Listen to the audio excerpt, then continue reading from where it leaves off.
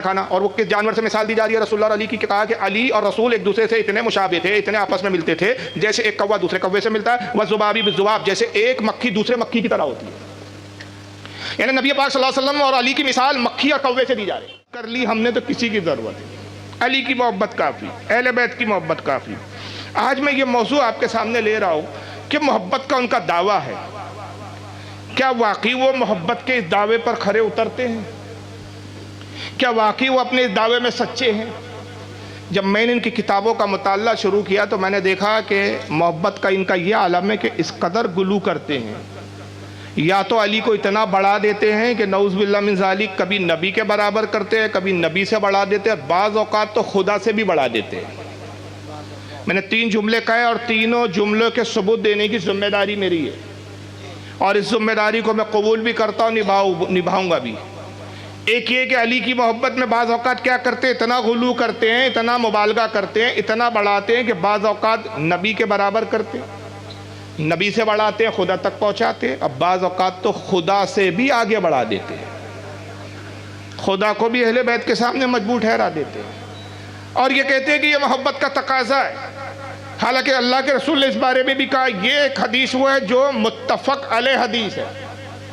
متفق علیہ حدیث 2 طرح سے کہا جاتا ہے، ایک تو اصطلاح میں تب کہا جاتا ہے جو امام بخاری امام مسلم نے لکھا، اس کو بھی متفق علیہ کہا جاتا ہے، لیکن یہاں میں اس اصطلاح میں نہیں لفظ استعمال کر رہا ہوں، میں متفق علیہ جس پر سب کا اتفاق ہو، یہ اس معنی میں استعمال کر رہا ہوں۔ متفق علیہ کہ اس پہ شیعہ کا بھی اتفاق اس روایت پر، اور ہم اہل سنت کا بھی۔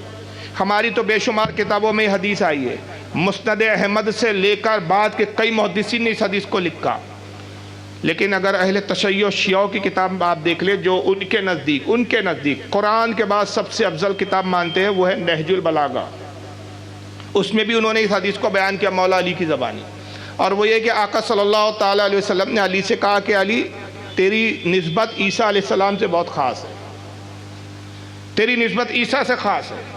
عرض کیا کہ یا رسول اللہ مجھے عیسیٰ سے کیسی نسبت؟ کہا عیسیٰ کے ماننے والے 3 گروہ ہوئے، 3 طبقوں میں بٹے، جدا جدا ہوئے، 3 گروہوں میں تقسیم ہوئے، ایک ہدایت پر رہا، 2 گمراہ ہو گئے، 2 ہلاک ہو گئے۔ اے علی تیرے ساتھ بھی یہ ہوگا کہ تیرے ماننے والے 3 طبقوں میں بٹیں گے، ایک ہدایت پر رہیں گا، باقی 2 گمراہ ہو جائیں گے۔ عرض کیا کہ اللہ کے نبی مجھے تفصیل سے بتائیں۔ ارشاد فرمایا کہ اے علی سنو، عیسیٰ مسیح کے ماننے والوں میں ایک گروہ وہ تھا جس نے عیسیٰ سے اتنی محبت کی کہ عیسیٰ کو خدا کا بیٹا کہہ دیا، کافر و مشرک ہو گئے، عیسیٰ کو گویا کہ ایک طرح سے معبود بنا دیا، معبود کی ذات میں شریک کر دیا، کافر ہو گئے۔ ایک نے عیسیٰ سے اتنی نفرت کی کہ معاذ اللہ عیسیٰ مسیح کے قتل کے در پر ہو گئے، عیسیٰ مسیح کو نبی بھی ماننے کے لیے تیار نہیں ہوا، وہ طبقہ وہ بھی گمراہ ہوا۔ اور تیسرا جو ہدایت پر رہا، جنہوں نے عیسیٰ علیہ السلام کو خدا بھی معاذ اللہ استغفر اللہ لا الہ الا اللہ محمد رسول اللہ صلی اللہ علیہ وسلم، عیسیٰ مسیح کو نبی بھی جانا، ایمان بھی لایا، ان کی تعلیمات پر عمل بھی کیا، وہ ہدایت پر رہا۔ اے علی تیرے ساتھ بھی اسی طرح ہوں گا، ایک گروہ تجھ سے اتنی نفرت کرے گا کہ تجھے نعوذ باللہ اسلام سے خارج مانے گا، ایک گروہ تجھ سے اتنی محبت کرے گا کہ تجھے مقام میں اتنا بڑھا دیں گا، جو تیرا مقام نہیں ہے وہ بھی مقام بیان کرے گا، تیسرا گروہ حق پر ہوگا جو مقام و مرتبہ اللہ رسول سے تجھے ملا اس پر قائم رہیں گا اور تیری تعظیم و توقیر کرے گا۔ 3 گروہ یہاں علی کے بارے میں بھی ہے، عیسیٰ مسیح کے گروہ تو واضح، اب یہاں کیسے واضح ہو کہ یہ 3 گروہ کون سے ہیں؟ زیادہ اس میں آپ کو پش و پیش میں جانے کی ضرورت نہیں، کنفیوز ہونے کی ضرورت نہیں۔ جنہوں نے علی کو کافر کہا وہ گروہ تاریخی حوالوں سے ہمارے سامنے موجود ہے، وہ ہے خارجی فرقہ۔ جنہوں نے مولا علی کو کافر کہا، کافر کے کفر کے فتوے دیے، اہل بیت کو کافر کہا، محبت اور غلو میں ایک فرقہ جو آگے بڑھا وہ بھی ہمارے پیش نظر ہے، وہ ہے شیعہ اہل تشیع، اور جو اعتدال پر ہے وہ ہم ہیں اہل سنت۔ یقیناً ہم علی کو بڑھاتے بھی نہیں ہیں، گھٹاتے بھی نہیں ہیں، اسی مقام پر رکھتے ہیں جو مولا علی کا ہے، جو مقام ہے۔ تو یہاں واضح تو ہو گیا کہ ہم الحمدللہ ہر اعتبار سے اگر حدیث کی روشنی میں دیکھ لو تو حق پر ہے، مگر بہرحال خارجیوں سے تو کوئی واسطہ نہیں، اس زمانے میں خارجی نظر بھی نہیں آتے۔ اتنا بے باک تو میں نہیں سمجھتا ہوں کہ آج کوئی مسلم آبادی میں ایسا ہو کہ جو مسلم آبادی میں اور علی کو کافر کر اور پھر زندہ بچ جائے، آپ کو لگتا ہے؟ نہیں ہو، ممکن ہی نہیں۔ آج بھی مسلمانوں میں اتنی غیرت تو ہے، جینا حرام کر دیں گے اس شخص کا۔ لیکن دو گروہ تو ہے، ایک وہ جو علی کو اعتدال پہ رکھ کے اعتدال کے اعتبار سے عقیدہ بنائے ہوئے ان کے تعلق سے، ایک وہ جو مبالغہ کرتے ہیں۔ مبالغے والے ابھی دو ہیں، اس میں سے ایک کھرچن نکلی ابھی ہمارے اہل سنت سے نکلی، انہوں نے کہا نہیں ہم ہیں اہل سنت لیکن ہم مولائی ہیں۔ ان سے ایک چھوٹا سا سوال، اگر آپ مولائی اور حق پر ہے تو آپ سے پہلے یہ کس کتاب میں یہ لفظ آیا وہ دکھائیے؟ نہیں سمجھے آپ؟ بھائی حق پر تو وہ ہوں گا جو 1400 سال سے چلا آ رہا ہوگا، یہ لفظ کس امام نے استعمال کیا وہ بتا دیجئے، یہ الفاظ کہاں سے آئے ہیں؟ در حقیقت اگر آپ گہرائی میں جائیں، اور یہ میں ثابت کرنے کی ذمہ داری کے ساتھ عرض کر رہا ہوں کہ در حقیقت یہ چھپے ہوئے رافضی ہے، کچھ ایران کے ریالوں پر بک گئے ہیں، کچھ جہالت کی بنیاد پہ جاہل ہے، علم نہیں ہے، سمجھتا نہیں ہے، اس بنیاد پر گمراہ ہو گئے۔ مگر پرابلم کیا ہے اس فرقے کے ساتھ، یہ مولائی فرقے کے ساتھ؟ ان کو پتا ہے کہ شیعوں کیا پیری مریدی نہیں چلتی، شیعہ فرقے پہ پیری مریدی نہیں ہے، ان کے ہے ہی نہیں، کنسپٹ ہی نہیں ہے، اس کا کوئی تصور ہی نہیں ہے کوئی ان کا کہ پیر کوئی پیر ہے اور پھر اس سے مرید، وہ پیری مریدی کو مانتے ہی نہیں۔ اہل سنت میں پیری مریدی چلتی ہے، اور اہل سنت میں پیر بھی بنایا جاتا ہے، مرید بھی کیا جاتا ہے، اور ظاہر سی بات ہے عقیدہ ان کا شیعہ جیسا بنا رکھا ہے، مگر اہل سنت سے اس لیے کہہ رہے ہیں کہ اگر کھل کر شیعہ بولیں گے تو پیری مریدی نہیں کر سکتے، اور پیری مریدی نہیں کریں گے تو روزی روٹی کیسے چلیں گی؟ تو روزی روٹی اہل سنت بولنے پر مجبور کرتی ہے، عقیدہ شیعہ جیسا بنا رکھا ہے۔ تو در حقیقت یہ اگر آپ ان کے عقیدے دیکھ لیں تو ہو بہو شیعوں کی طرح عقیدے ملیں گے، شیعوی جیسے عقیدے ہیں، لیکن صرف لوگوں کو دھوکہ دینے کے لیے کہہ رہے ہیں ہم اہل سنت ہے، ہم غریب نواز کے ماننے والے، ہم خواجہ غریب نواز کے مانتے، ہم غوث پاک کو مانتے۔ ان سے تو ڈیبیٹ دو ہی معاملے میں ختم ہو جاتی۔ جب بھی کوئی اس طرح کا مولائی آپ سے ٹکرائے صرف دو باتیں کیجئے، خدا کی قسم وہی ڈھیر ہو جائیں گا، 10 منٹ سے اوپر مناظرہ نہیں چل سکتا۔ ان سے کہیے کہ آپ پہلے یہ بتائیے کہ آپ شیعہ ہے کہ سنی ہے؟ پہلا سوال کیا کریں گے آپ؟ وہ کہیں گا میں شیعہ ہوں، بات ختم ہو گئی۔ جب شیعہ ہو تو آپ اہل سنت سے ہو ہی نہیں، پھر اب ہمیں آپ سے کیا غرض؟ پھر تم ماتم کرو، سیدھے پھاڑو، گریبان چاک کرو، وہ تو اللہ نے لعنت کر دی۔ جس دل میں محبت ابو بکر و صدیق اور عمر نہ ہو، وہ سینے اسی لائق بنائے گئے ہیں کہ کوٹے جائیں، پیٹے جائیں، چھیلے جائیں۔ پھر ہمیں کیا کرنا ہے؟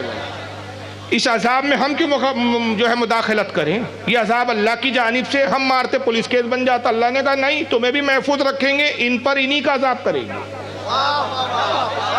اور ایک بات ذہن میں آئی، میں عرض کروں، نمرود کا نام سنا ہے آپ نے؟ نمرود خدائی دعوے دار تھا، میں ہوں اللہ، میں ہوں خدا معاذ اللہ۔ ابراہیم علیہ السلام کو بھیجا گیا، جاؤ سمجھاؤ جاہل کو۔ ابراہیم علیہ السلام نے بہت سمجھایا، نہیں مانا۔ پتا چلا کہ باطل اتنے آسانی سے مانتا نہیں ہے، سمجھ میں نہیں آتا باطل کے، وہ تو اپنے زعم اور اپنے تکبر میں رہتا ہے۔ نتیجہ کیا ہوا؟ نہیں مانا، اللہ نے عذاب بھیجا۔ کس چیز کا عذاب تھا؟ بولو یار، آپ بلواؤں گا تو پتہ چلے گا آپ بیدار ہے۔ رات بہت ہو رہی ہے، 2 بجنے کے قریب آ گئے ہیں ابھی، اور ٹھنڈی کے دن ہے۔ پھر مچھر کا عذاب، ایک لنگڑا مچھر، تفاسیر میں آتا ہے کہ وہ بھی مچھر ایسا کہ جس کی ایک ٹانگ ٹوٹی ہوئی تھی، نمرود کے دماغ میں داخل ہوا، بھیجے میں گیا، قل بلاتا تھا۔ نمرود کو درد ہوتا تھا، اتنا شدید درد کہ بے چین ہو جائے، مچھر نکلتا نہیں تھا۔ حکیم اور طبیبوں کو بلایا۔ اب اس زمانے میں سرجری تو تھی نہیں بھائی کہ دماغ پھاڑے اور مچھر نکال لے، سرجری کا دور تھا نہیں۔ اب کیسا کریں؟ درد اتنا ہوتا ہے، کوئی دوا دی جائے، مچھر نہیں آتا تھا۔ حکیموں نے علاج تجویز کیا، اور علاج یہ کہا کہ بس ایک ہی صورت ہے آرام کی کہ دربار میں آپ قانون بنائیے، جو بھی آئے 4 جوتے مارے۔ نمرود صاحب تخت پہ بیٹھے ہوتے، اب وہ پہلے تو یہ تھا کہ جھک کر سلام کرنا پڑتا تھا، سجدے میں جانا پڑتا تھا۔ نمرود بادشاہ تھے، خدا تھے جناب، معاذ اللہ نعوذ باللہ، جھوٹے خدا کے دعوے دار تھے، سجدے کرتے تھے۔ اس نے کہا آج سے کوئی سجدہ نہیں۔ اب دربار کا ادب، بادشاہ کا ادب یہ ہے کہ ہر کوئی آئے، یہ میرا جوتا سامنے، اس کو اٹھایا اور 4 جوتے مارے، یہ تمہاری سلامی ہو، یہ بطور سلام قبول کیا جائے۔ اب ہر کوئی دربار میں آتا، سجدہ نہیں کرتا، وہ نمرود کا جوتا اٹھاتا اور سر پہ دنا دن 4 مارتا۔ جب مارتا مچھر چپ ہو جاتا تو تھوڑا سا سکون ملتا تھا، سکون ہے بھائی۔ تھوڑی دیر گزرتی تو پھر وہ مچھر قل بلاتا، پھر درد بڑھتا، تو پھر کوئی نہ کوئی درباری آتا، پھر وہ یہ سلسلہ چلتا رہتا۔ تو پتہ چلا کہ جب خدا سے کوئی ٹکراتا ہے جب کوئی رسول سے ٹکراتا ہے، ابراہیم علیہ السلام سے بھی ٹکرایا تھا، خدا سے بھی ٹکرایا تھا، جب دین سے کوئی ٹکراتا ہے تو اللہ ایسے بھی عذاب مسلط کرتا ہے کہ جوتا بھی اس کا، سر بھی اس کا، جوتا بھی سر بھی اس کا۔ اصحاب کے گستاخ کیا بنے؟ اللہ نے ایسا عذاب کیا، سینہ بھی تیرا، ہاتھ بھی تیرے، اب کوٹتے رہے، پیٹتے رہے، چھینتے رہے، سینہ بھی تیرا، ہاتھ بھی تیرے۔ اور سوچ کیا ہے، نمرود کو سکون ملتا تھا، اس کو بھی سکون ملتا ہے۔ آج بہت اچھا ماتم کیا، بڑا سکون میں ہوا ہے، بہت زیادہ ماتم کیا، اب تو جنت کا ٹکٹ تو کنفرم ہے میرا۔ نمرود بھی خوش ہوتا تھا، تو سکون اسی میں ملتا ہے، مگر سمجھتا نہیں کہ یہ تو عذاب ہے بھائی۔ اور ایک کمال دیکھو، آپ نے دیکھا ہوں، ایک بات میں نے بڑا مار کیا، میں چھوٹی چھوٹی باتوں پہ بہت مار کرتا ہوں۔ بھائی کیوں آپ ماتم کرتے ہو؟ غم حسین میں کرتے ہیں۔ اچھا غم حسین، تو بھائی غم حسین میں آدمی کیا پیٹتا ہے؟ جب غم ہوتا ہے کسی کو بھی غم ہو، کوئی میت ہو جائے، تو حالانکہ یہ تو شریعت میں حرام ہے۔ آقا نے فرمایا وہ ہم میں سے نہیں جو اپنے مرنے والے پر سینے کوٹے، کپڑے اور گریبان چاک کرے، یہ تو حرام ہے، لیکن چلو آپ کرتے ہو۔ کوئی بہت سارے لوگ کرتے ہیں غم میں، جب بہت زیادہ ہوتا ہے تو کیا پیٹتے ہیں بھائی؟ غم پہ سینہ پیٹتے ہیں نا، ہائے مر گیا، ہائے مر گیا، سینہ پیٹتے ہیں۔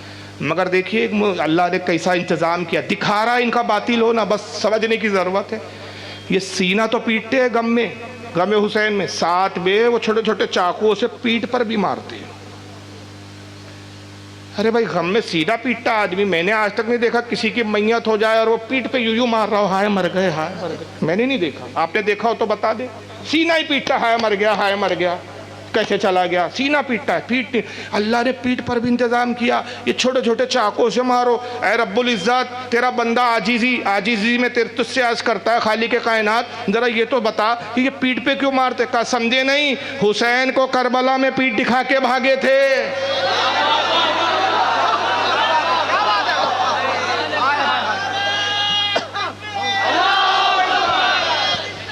یا رسول اللہ، زندہ باد، زندہ باد، زندہ باد، زندہ باد، اللہ اکبر۔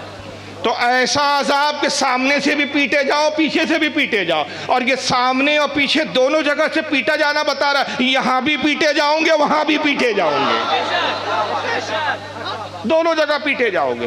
چلیے تمہید بہت لمبی ہو گئی، میں نے عرض کیا کہ اس طرح کی تمہیدی کلمات پہ میں گفتگو کروں تو رات چھوٹی پڑ جائیں گی، موضوع پہ میں آ رہا ہوں، لیکن بہرحال محبت کا تو دعویٰ ہے۔ اب آپ کچھ بھی کہو کہ ارے یار وہ تم بس باتیں کیجئے، وہ ہم غم حسین میں مارتے ہیں، محبت علی ہمارے دل میں ہے، علی کی محبت ایمان ہے، علی کی محبت یہ، تو واقعی کیا یہ فرقہ، یہ طبقہ علی سے محبت کرتا ہے؟ ہو سکتا؟ جب میں نے ان کی کتابوں کے مطالعے شروع کیے تو مجھے سمجھ میں یہ آیا کہ سب سے بڑے اہل بیت کے گستاخ یہی ہے، دعوے محبت کے لے کے بیٹھے ہوئے ہیں۔ سب سے بڑے اہل بیت کے گستاخ بھی یہی ہے، سب سے بڑے رسول اللہ کے بھی گستاخ یہی ہے، اور سب سے بڑے خدا کے بھی گستاخ یہی ہے۔ تینوں ذاتوں کی گستاخیاں کرتے ہیں، اہل بیت کی بھی، رسول کی بھی، اور خدا کی بھی، مگر لبادہ جو ہے وہ محبت کا اوڑھ رکھے۔ ابتدا میں یہاں سے کر رہا ہوں کہ ان میں مختلف فرقے ہوئے، اللہ نے فرمایا نا کہ گروہ در گروہ ہو گئے، بہت سارے ٹکڑے ہو گئے۔ اگر میں ان کے گروہ بیان کروں تو بہت لمبی ہے، غوث پاک کی آپ کتاب ہے گنید الطالبین، اس کا مطالعہ کریں۔ سرکار غوث اعظم نے ان کے کل جو ہے 35 فرقے گنوائے شیعوں کے۔ کتنے فرقے ہیں؟ 35۔ ان میں آئیے ایک فرقے کا عقیدہ کیا ہے شیعوں کے، میں آپ کے سامنے پیش کر رہا ہوں۔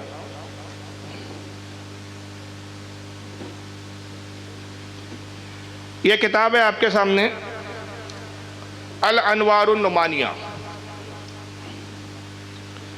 یہ شیعہ فرقے کے ایک بہت بڑے عالم گزرے اہل تشیع کے، انوار النعمانیہ، نعمت اللہ الجزائری، اور یہ اوریجنل کتاب ٹیبل پر ہے اس وقت، جو آپ کو اسکرین پہ نظر آ رہی ہے۔ میں پوری رات رکا ہوں آج، اب پورا دن ہوں، میں پورا دن ہوں۔ 9 بجے میری فلائٹ ہے، تقریباً میں 7 ساڑھے 7 بجے یہاں سے نکلوں گا، 7 بجے نکلوں گا، دو گھنٹے کم سے کم ایئرپورٹ پہنچنا پڑتا ہے، 1 گھنٹہ 1.5 گھنٹہ، 6:30 7 بجے نکلوں گا۔ دن میں جب بھی کوئی چاہے، اسکرین پہ یقین نہ ہوتا ہو، اوریجنل کتاب مجھ سے آ کر ملاقات کر کے دیکھ سکتا ہے۔ الانوار النعمانیہ، نعمت اللہ الجزائری شیعوں کا بہت بڑا عالم گزرا ہے، 112 ہجری میں اس کی موت ہوئی۔ یہ اپنی کتاب الانوار النمانیہ جلد نمبر اس کی 2 ہے، والیوم نمبر 2 صفحہ نمبر 208 پہ ذرا آئیے کیا لکھتا ہے ذرا دیکھیے۔ یہ عقیدہ ہے شیعوں کا۔ آپ سمجھ رہے ہیں خلافت کا جھگڑا ہے، آپ کو پتہ ہی نہیں ہے بھائی صاحب، یہ تو وہ خلافتوں سے بہت آگے نکل گئے۔ آپ سوچ رہے ہیں کہ پہلا خلیفہ علی کو مانتے ہیں، افضلیت میں علی کو پہلا نمبر بولتے ہیں، جی نہیں، یہاں نمبر کا سوال ہی نہیں ہے، یہ نمبروں سے بھی آگے نکل چکے ہیں، نمبر ہی نہیں ہے۔ چنانچہ نعمت اللہ الجزائری کہتا ہے الغرابیہ، شیعوں کا ایک فرقہ ہے الغرابیہ، قالو وہ کہتا ہے محمد بعلی اشبہ من الغرابی بالغراب والذبابی بالذباب، کہتا ہے کہ محمد اور علی مشابہت میں، رسول اللہ صلی اللہ علیہ وسلم اور علی مشابہت میں، چہرے مہرے میں، شکل و صورت میں اتنے آپس میں ملتے جلتے تھے، اتنے آپس میں ایک جیسے دکھتے تھے، اور اس کی بھی مثال دی کہ جیسے ایک کوا دوسرے کوے کے مشابہ ہوتا ہے۔ بتائیے یہ علی کی عزت ہو رہی ہے، یہ نبی کی عزت ہو رہی ہے؟ کوا وہ فاسق جانور ہے۔ حضرت عبداللہ ابن عمر رضی اللہ تعالیٰ نے سنن ابن ماجہ کی حدیث ہے، کسی نے پوچھا کہ کیا کوا کھانا جائز ہے؟ آپ نے فرمایا وہ کیسے حلال ہو سکتا ہے، اس کو رسول اللہ نے فاسق قرار دیا ہے۔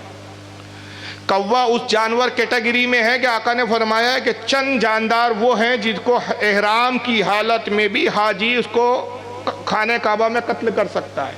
فرمایا بچھو، سانپ اور اس طرح کے کچھ جانور بتایا، چوہا، اس میں ایک کوا بھی ہے۔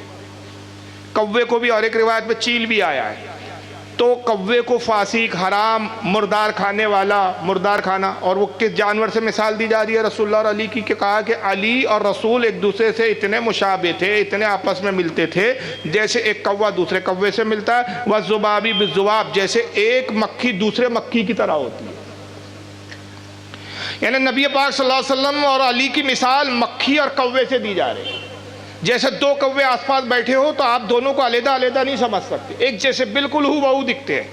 ایک نہیں، ہزاروں مکھی ایک جگہ جمع ہو تو آپ کو مکھیاں بالکل ایک طرح سے دکھیں گی، آپ بالکل یہ متعین نہیں کر سکتے کہ یہ مکھی ابھی جو اڑی تھی یہ وہی آئی ہے دوبارہ، یہ جو بیٹھی ہے اور یہ گئی پھر واپس آئی تو یہ وہی ہے، آپ مکھیوں میں امتیاز نہیں کر سکتے۔ تو مکھی اور کوے کی مثال دی، یہ تو ایک گندی اور بیہودہ مثال تھی۔ اور پھر آگے گستاخی کیا کرتے، کہتا ہے فَوَصَلَ اللَّهُ جِبْرِيلَ إِلَىٰ عَلِيِّ السَّلَامِ، اللہ تعالیٰ نے جبریل علیہ السلام کو علی کی طرف بھیجا، اور کس لیے بھیجا؟ نبوت کے لیے، علی کی طرف نبوت بھیجی۔ فَغَلَطَ جِبْرِيلُ فِي تَبْلِيغِ الرِّسَالَةِ مِنْ عَلِيٍّ إِلَىٰ محمد صلی اللہ علیہ وسلم، کہتا ہے کہ اللہ تعالیٰ نے نبی تو علی کو بنانا تھا کیونکہ علی مضبوط اور قوی تھے، رسول اللہ کمزور اور ناتوا تھے، مگر جبریل سے غلطی ہو گئی، دونوں ملتے جلتے تھے، رسول اللہ سے ان کی پہلے ملاقات ہو گئی، علی انہوں نے رسول کو سمجھ لیا اور وہی جو ہے رسالت جو ہے وہ رسول کو دے دی۔ حقیقت میں نبی کون تھے؟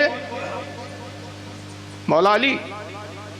اور پھر آگے کہتا ہے وَقَالَ شَاعِرُهُمْ، اسی بنیاد پر ان کے شاعر نے، اس فرقے کے شاعر نے شعر بھی کہا ہے، اور یہ شعر کہا غلط الامین عن حیدرا فیلعنون صاحب الریش یعنی جبریل۔ وہ شاعر کہتا ہے کہ جبریل امین سے یعنی جبریل علیہ السلام سے امین سے غلطی ہو گئی حیدر کے بارے میں۔ حیدر کس کا لقب ہے؟ مولا علی کا۔ علی کے بارے میں دھوکہ کھا گئے، غلطی کر گئے، اسی بنیاد پر ہم پروں والوں پر، جو جبریل کے پر ہے، ہم پروں والوں پر لعنت بھیجتے ہیں۔ لعنت ہو جبریل پر کہ جس نے اتنی بڑی غلطی کی کہ نبوت تو علی کے لیے تھی اور غلطی سے اس نے رسول کو پہنچا دیا معاذ اللہ۔ اور پھر یہی عقیدہ نہیں بلکہ یہاں تک بعض ان لوگوں نے، ان بدبختوں نے لکھا ہے چونکہ رسول اللہ کمزور و ناتوا تھے اور مولا علی جو تھے وہ مضبوط تھے، طاقتور تھے، تو وہی کا بوجھ علی ہی برداشت کر سکتے تھے، رسول تو برداشت نہیں کر سکتے تھے، اور وہی کا بوجھ بہت زیادہ شدید ہوتا ہے، کیونکہ قرآن نے کہا کہ اے محبوب جو ہم آپ پر وہی نازل کرتے، اگر ہم یہ پہاڑ پر اتارتے تو پہاڑ ریزہ ریزہ ہو جاتا، قرآن میں موجود ہے۔ تو اب چونکہ رسول تو برداشت نہیں کر سکتے تھے، لیکن جبریل سے غلطی ہو گئی تو اللہ نے کہا کہ اب نبوت دے دی تو نبوت تو چھین نہیں سکتے ہم، تو اب ایسا کرو کہ اب محمد کو نبی بنا دو اور علی کو ان کا وصی اور ان کا جانشین بنا دو۔ اب جبریل جب وحی لاتے تو کہتے معاذ اللہ نعوذ باللہ کہ رسول اللہ وحی کا بوجھ برداشت نہیں کر پاتے تھے کمزوری کی بنا پر، ابھی آدھی ہی وحی آپ پر نازل ہو پاتی تھی کہ آپ کو پاخانے کی حاجت آ جاتی تھی، لوز موشن شروع ہو جاتے آپ کے، تو کہتے علی آدھی وحی تم لے لو، میں پاخانہ کر کے آتا ہوں۔ ابھی آپ سوچ رہے خلافت کا جھگڑا، معاف کرنا، خلافت کا جھگڑا نہیں ہے، بات بڑھ چکی ہے نبوت تک۔ اور بلکہ ایک کتاب ہے یہاں پر، یہ تفسیر فرات، اس کے لکھنے والے ان کی جماعت کے بہت بڑے عالم ہیں علامہ فرات بن ابراہیم کوفی، اور یہ آج کا نہیں ہے، یہ کافی سالوں پرانا ہے، یہ کئی سو سال پرانا مولوی ہے۔ یہ معاذ اللہ تفسیر فرات میں ایک جگہ تو یہ تک لکھتا ہے کہ رسول اللہ صلی اللہ علیہ وسلم کی کمزوری کا یہ عالم تھا کہ اپنے اصحاب سے ڈرتے تھے، رسول اللہ خوف کرتے تھے، وہ نبی نہیں ہو سکتا کہ جو اپنی امت سے ڈرے، اور کہا وہی وجہ ہے کہ بعض اوقات آپ خوف کی بنیاد پر بہت سارے پیغامات امت کو نہیں بتا پاتے تھے کہ میری امت کہیں مجھ پر ٹوٹ نہ پڑے، تو پھر اللہ تعالیٰ نے قرآن عظیم کی آیت نازل کی اور اللہ نے وعدہ کیا کہ محبوب ہم آپ کی حفاظت کریں گے، آپ ڈریے مت اپنی امت سے۔ اس طرح کی بکواسات لکھی۔ اب آئیے ایک اور کتاب کا میں حوالہ دیتا ہوں، ذرا پہلے ان کے عقیدے آپ دیکھتے چلے کہ کس طرح کے عقیدے ہیں۔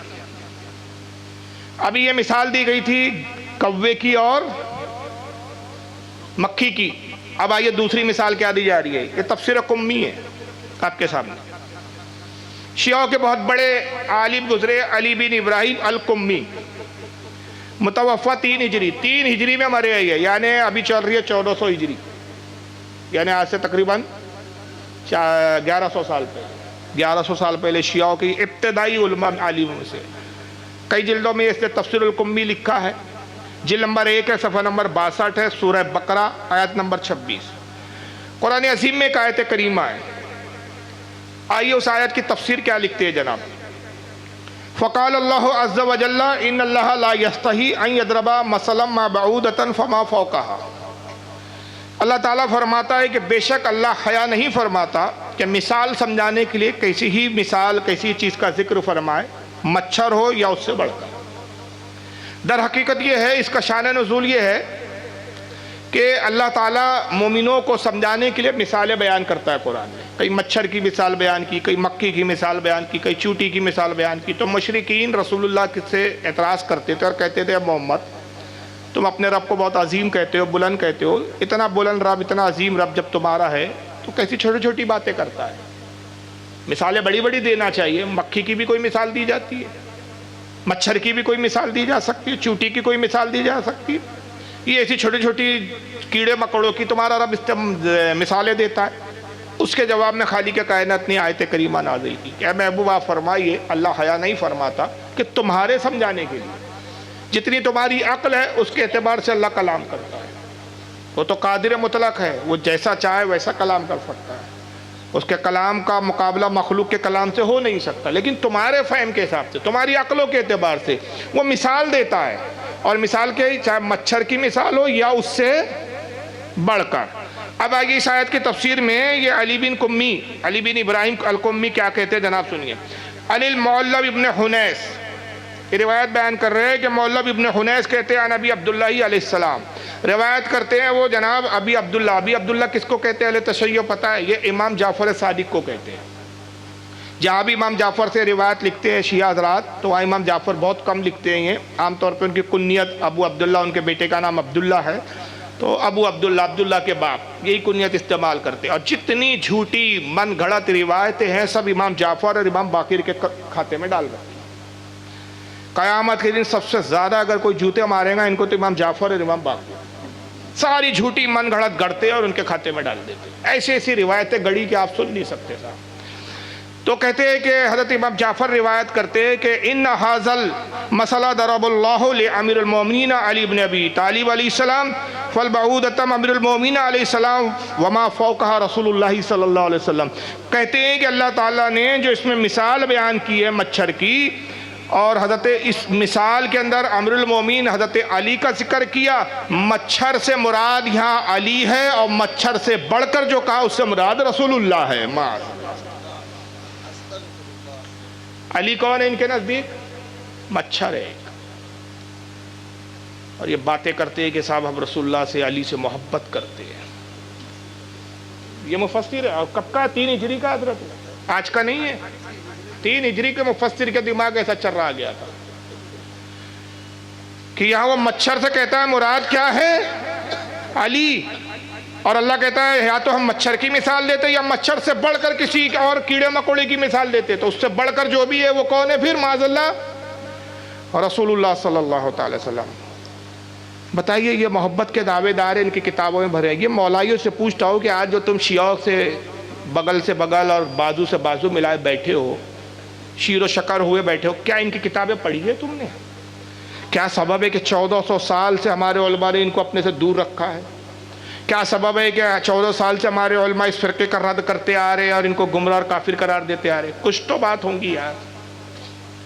لیکن تم نے کیا کیا؟ ان کے فاسد عقیدوں کو نہیں دیکھا، ان کی توہین آمیز کتابوں کو نہیں دیکھا، ان کے ملاؤں کے ان کے عقیدے کو نہیں دیکھا. تم صرف دیکھ رہے کہ ان کا جو دعویٰ ہے اور اس کے اظہار کے لیے جو نوٹنکی کرتے ہیں محبت اہل بیت کی. یار اہل بیت کے چاہنے والے تو ہم کو آج سنی بریلوی نہیں چلتا، رافضی چلتا ہے ان کو.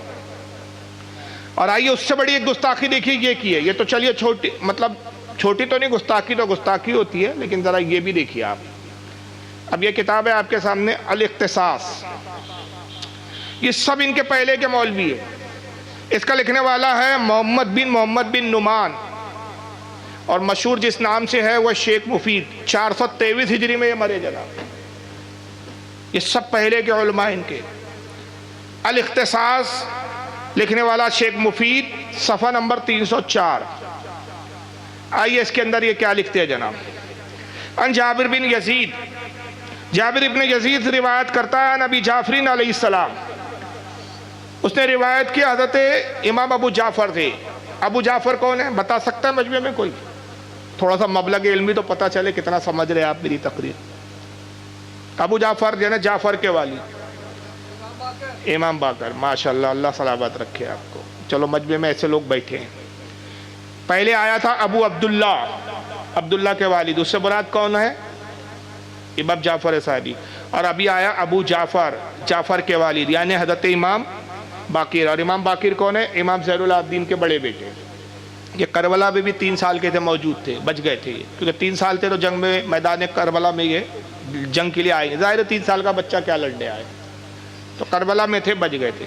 ان کے کھاتے میں ڈال دی روایت. میں نے کہا نا کہ ہر باطل گھٹیا روایتوں کو 2 ہی شخصیتوں کے کھاتے میں ڈالتے ہیں یہ لوگ، ایک امام باقر اور ایک امام جعفر صادق. کہتے ہیں کہ امام جعفر سے روایت کرتا ہے وہ جابر بن یزید، قالا یا جابر آلکا حمار یسیر بکا فیبلغو بکا من المشرقی الی المغربی فی یوم واحد. امام باقر نے جابر بن یزید سے کہا کہ اے جابر یہ بتاؤ کیا تمہارے پاس کوئی ایسا گدھا ہے کہ جو ایک دن میں مشرق سے مغرب تک پہنچا دے؟ ایسا تیز رفتار کوئی گدھا ہے تمہارے؟ اس زمانے میں گھوڑے، گدھے یا کھچر کی سواری ہوتی تھی. حمار یا لفظ حمار آیا. حمار کے معنی کیا ہوتے ہیں بولو؟ گدھا. گدھا ہی بولتے ہیں نا یہاں پر، ڈنکی. کہا جابر کیا تمہارے پاس ایسا کوئی گدھا ہے؟ تم ایسے کسی گدھے کے بارے میں جانتے ہو کہ جو مشرق سے مغرب میں ایک دن کے اندر تم کو پہنچا دے، ایک ہی دن میں مشرق سے مغرب؟ آگے آئیے کیا کہتے ہیں. فَقُلْتُ جُعِلْتُ فِدَاكَ يَا أَبَا جعفر. راوی جابر بن یزید کہتا ہے کہ میں نے عرض کیا کہ اے امام باقر، اے ابو جعفر، میں آپ پر فدا ہو جاؤں. وَنِّي لِي هَذَا، ایسا گدھا میں کہاں پا سکتا ہوں؟ اتنا تیز رفتار گدھا میرے پاس کیسے ہو سکتا ہے کہ جو مشرق سے مغرب میں پہنچا دے؟ ایسے گدھا میرے پاس نہیں ہے. فقال ابو جعفرین علیہ السلام ذاک امر المومنین علیہ السلام. کہا اے جابر سنو، وہ گدھا جو مشرق سے مغرب میں فوراً تیز رفتاری سے پہنچا دے وہ گدھا امر المومنین علی علیہ السلام ہے. یہ علی کو گدھا بول رہے ہیں. اور اس کے بعد بھی ان کے دعوے کیا ہے؟ اب حق پر ہے باز اللہ. یاد رکھیے نعوذ باللہ من ذالک، علی کو گدھا کہنے والا مسلمان ہی نہیں ہو سکتا. یہ تو توہین ہے نا مولا علی. بلکہ یہ خود کون ہے؟ ان کے بارے میں آئیے امام ابن عساکر، بہت بڑے محدث گزرے اہل سنت کے. ان کی کئی جلدوں میں کتاب ہے تاریخ دمشق، جلد نمبر 25 صفحہ نمبر 373 پر لکھتے ان شعبی ہے حضرت امام شعبی بیان کرتے ہیں، اور حضرت امام شعبی مولا علی کے شاگردوں میں ہے، امام اعظم ابو حنیفہ کے استادوں میں ہے۔ حضرت امام شعبی کہتے ہیں قال لو کانت الشیعۃ من الطیر لکانوا رخما ولو کانوا من الباہم لکانوا حمرا۔ فرماتے ہیں کہ یہ شیعہ وہ بدترین ہے کہ اگر یہ پرندوں میں پیدا ہوتے، یہ انسانوں کی بجائے پرندوں میں ہوتے تو یہ گدھ ہوتے۔ کیا ہوتے ہیں شیعہ؟ یہ انسان کہلانے لائق نہیں ہو تو پیدا ہو گئے انسانوں میں، اگر یہ پرندوں میں ہوتے تو گدھ ہوتے، اور اگر جانوروں میں ہوتے تو یقیناً گدھا ہوتے۔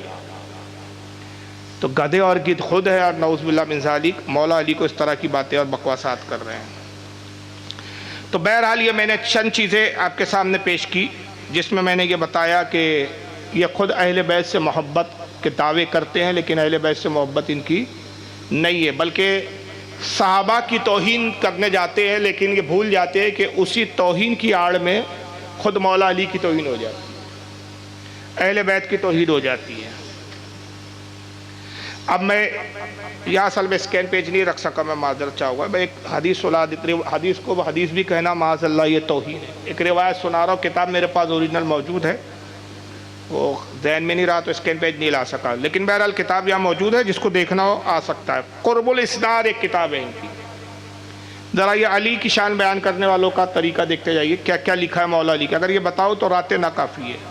لکھنے والا عبداللہ بن جعفر الحمیری ہے، شیعوں کا عالم ہے، 4 ہجری میں یہ مرا۔ کب کا ہے؟ 4 ہجری، 1000 سال پہلے کا عالم ہے ان کا۔ قرب الاسناد ایک کتاب لکھی، صفحہ نمبر اس کا 103، اور بقول ان کے، ہم تو اس کو حدیث بھی نہیں مانتے، حدیث کہنا حدیث کی توہین ہے، بقول ان کے اس کی حدیث نمبر 344 ہے۔ ان جعفر ان ابیہ ان علی علیہ السلام، حضرت جعفر امام جعفر اپنے والد امام باقر سے روایت کرتے ہیں، اور وہ حضرت مولا علی کے بارے میں کہتے ہیں انہو کان اذا ارادا ان یبتع الجاریہ یخشبا سقیہا فینظر الیہا، جب مولا علی کسی کنیز کو خریدتے تو اس کی ران سے کپڑا ہٹاتے اور اس کی ران کو دیکھا کرتے تھے۔ یہ علی کا کردار ہو سکتا ہے؟ بتائیے آپ، بولیے، یہ مولا علی کا کردار بتایا جا رہا ہے، تو ظاہر ہے کہ ان سے پھر آپ کیا توقع رکھ سکتے ہیں کہ نعوذ باللہ من ذالک یہ صحابہ کا احترام کرے جو خود اہل بیت کا احترام نہیں کر سکتے۔ یہی وجہ ہے کہ ایسے ایسے من گھڑت واقعات لکھے گئے اور ایسی ایسی من گھڑت باتیں لکھی گئی کہ جس کو دیکھنے کے بعد عقل حیران ہو جاتی ہے۔ ان کے یہاں سے وہاں تک علماء نے سب سے زیادہ جب توہینیں کرنے پر آمادہ ہوئے تو کہا کہ صاحب نعوذ باللہ سب سے بڑا جو منافق تھا صحابہ کرام میں، جب صحابہ کی توہین پر یہ آمادہ ہوئے تو کہا کہ نعوذ باللہ ابو بکر صدیق اور حضرت عمر سب سے بڑے منافق تھے، اور ان کو رئیس المنافقین میں شمار کرتے خبیث یہ لوگ، نعوذ باللہ۔ جبکہ سیدنا ابو بکر صدیق کا مقام اتنا بلند ہے کہ آقا فرماتے ہیں کہ اگر ایک پلے میں ابو بکر کا ایمان رکھ دیا جائے اور دوسرے ترازو کے پلے میں میری امت کے تمام لوگوں کا ایمان رکھ دیا جائے تو ابو بکر کا ایمان سب پر وزنی اور بھاری ہے۔ یہ ابو بکر صدیق کی شان۔ لیکن سیدنا ابو بکر صدیق کے تعلق سے بہت بڑے بڑے الزام لگائے گئے، حضرت عمر کے بارے میں الزام تراشی کی گئی، خالد ابن ولید کے بارے میں الزام تراشی کی گئی، عبد الرحمن ابن عوف ان کے بارے میں الزام تراشی کی گئی۔ یہ رسول اللہ کے جلیل القدر صاحب ہے، یہاں تک کہ کہا گیا ہے کہ نعوذ باللہ من ذالک یہ اتنے ظالم تھے کہ اہل بیت سے ان کو بڑا بغض و حسد تھا۔